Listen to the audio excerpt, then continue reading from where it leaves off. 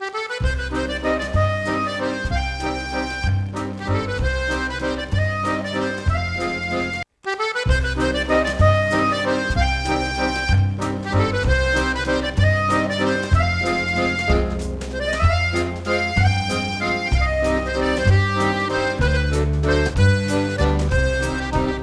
name's Pat DiPillo, and this is the third edition of Ciao Falmouth for academic year 2020-2021. This is the program where I, and sometimes invited guests, tell the community and the district what's going on in the world of world languages that has to do with Falmouth or in world languages in general.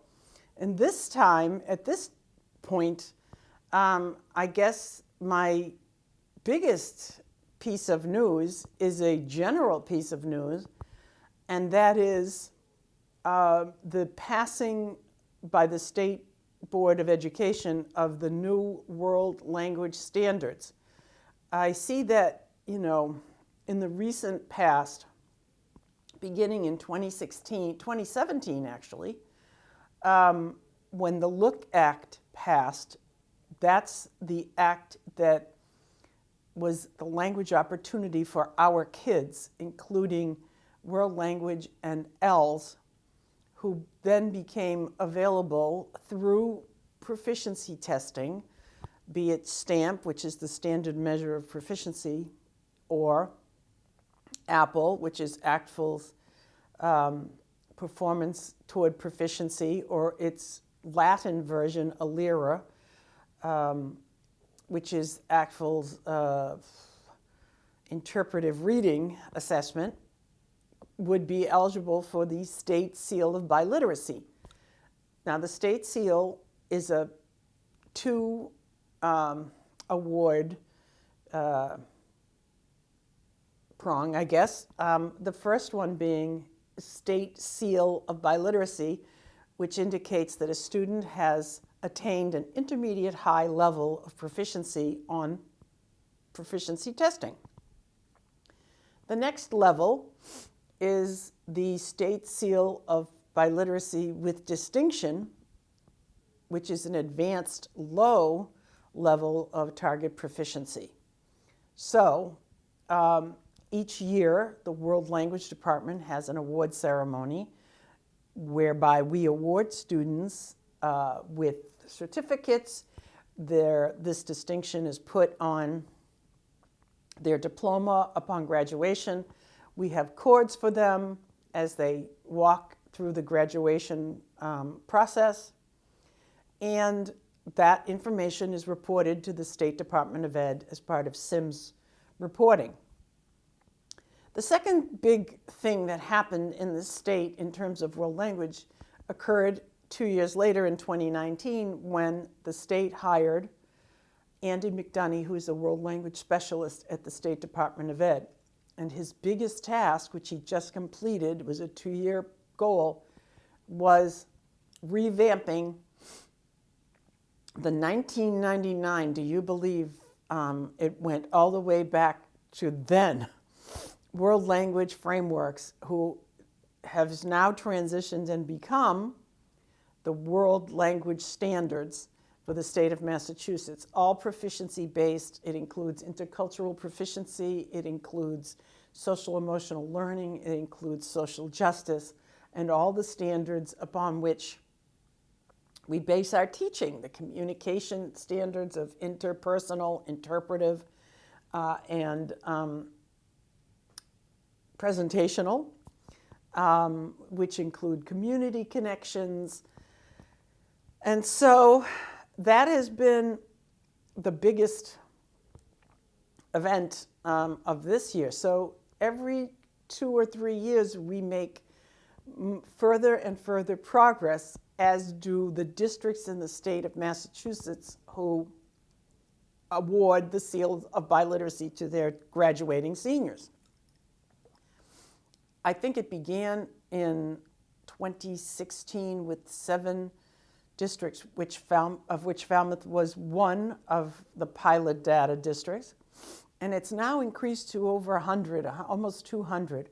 So if you look on the map of the United States, beginning in 2011, I think Illinois was the first state that enacted this act that created the seal, to now, there are no blank states any longer.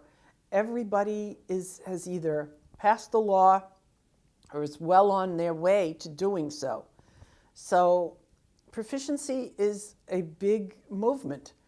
So and part of another facet of passing this law is that it has created grant opportunities for districts to dig into the world language standards and work with departments on implementing them. That's goal number 2. And goal number 1 is more focused on the state seal of biliteracy. So through grant funding, it provides a lot more opportunities for students to take this testing and for teachers to analyze the data and to make informed decisions based on it. How will this testing benefit our students and the district? What advantages does it give us? How can we use it to align both curriculum and the way we do our instruction in a world language? And especially, how does it promote growth for students who wish to continue their language study throughout their middle school, junior high, and high school careers and beyond? Colleges are starting to award, just as they do for AP, credit for achieving the intermediate high or the advanced low level of proficiency attainment. So that's the biggest news. Since I was last in front of you, we have now in the high school given our seniors this testing, and we are collecting the results and preparing for our own award ceremony on May 24th at 6:30 p.m. in the evening. So we're creating the certificates, getting the stickers, the cords, and everything in order for that event. Otherwise, on the larger scale of the high school awards, students in the top level of Latin, Spanish, and French will be awarded their appropriate certificates at the FHS award ceremony, which I believe, if graduation is June 5th, I believe that's the evening of June 3rd. I'm not sure whether it'll be live or virtual as yet. Our World Language Award ceremony is virtual this year. So that's some of the things that are going on. We are not giving the testing in grade 8 this year because due to the MCAS administration at the end of this year, it got the scheduling both would be too much of a conflict. And so things to come in the future are, plans to, continue that testing at both grade 8 and here at the high school. The hang-up will be if this year's juniors don't take the MCAS in the spring or in the fall, because having the ELA score is one prong of this award. You must pass with, I believe now, the minimum is a 500, and in order to attain advanced low, it's a 530. That's different than the old way the MCAS was scored. But luckily, Susie Brooks, one of the counselors here of FHS, gave me all the information so I can be informed about how it works now. So in neither school will be having final exams, but teachers are continuing to create learning plans, continuing to offer students, top level instruction, and focus on project-based learning as we come to the final weeks of this academic school year. Otherwise, I am preparing a professional learning plan, which is another name for a professional development plan.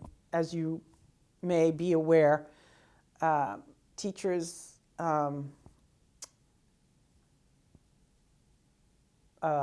attend a certain amount of in-service days throughout the year, beginning in August and concluding in May.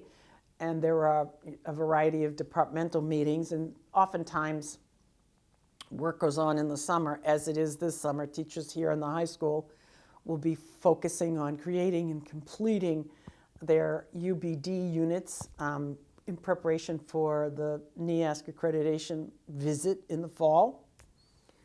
And so I gathered information from them in a variety of areas. What would you like to keep from this year? What do we no longer need to do?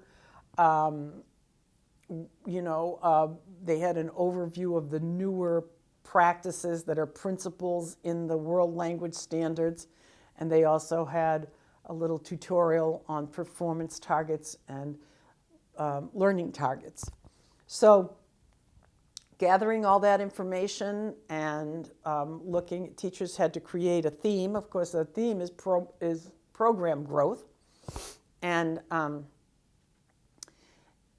it's, based on whatever context teachers use, that's what students use to communicate. So we're trying to promote that, and we're trying to work together in both schools to provide that instruction for students by sharing materials, looking at units that are taught in one and can be aligned in one school from one school to another, and put in things like Appy Hour to follow up on our tech tools. Maybe have book studies on grading for equity or teaching for culturally proficient teaching. There's a lot of room for personal preferences built in, and a lot of choices for teachers on their own time and common planning time to do. And so that I will put together or am in the process of putting together, and that's keeping me very busy. And otherwise, we're just trying to put a cap on this year, take what was good from it, move forward, and try and build on the good things, and so that we can shore up what didn't get enough attention and move forward together into 2021, 2022 and beyond. So I guess my final concluding remarks would be that I am the state's Foreign Language Association's conference chair, and so am planning the fall conference, which is creating cross-cultural connections. And it promises to be a great event, full of connections that are culturally relevant and bring in the new world language standards, as well as focus on all the different languages that are taught in the state of Massachusetts, such as German and Portuguese and Italian, French, Spanish, Latin, Mandarin, Arabic, with some social events also. Magali and Jafir Shabarbi have volunteered very nicely to do a cooking demo on one of the Friday evenings, and so that will be fun. As you know, they were the owners of Crepe Cod, and I have watched her, very intently make crepes from time to time. I, thought that their shop was terrific. I enjoyed the tea, I enjoyed the atmosphere, I enjoyed the food. So that's all coming up in October, and teachers are looking forward to maybe, the high school teachers will be working on UBDs. The junior high teachers may want to take part in the Classroom Collaborative again this summer, or look ahead to MAFLA for their professional, more professional development. So on that note, I will leave you and for this year, and we will open up again in the fall after the conference, when first term closes somewhere in the beginning of November. So for now, I'll just say, Ciao Falmouth.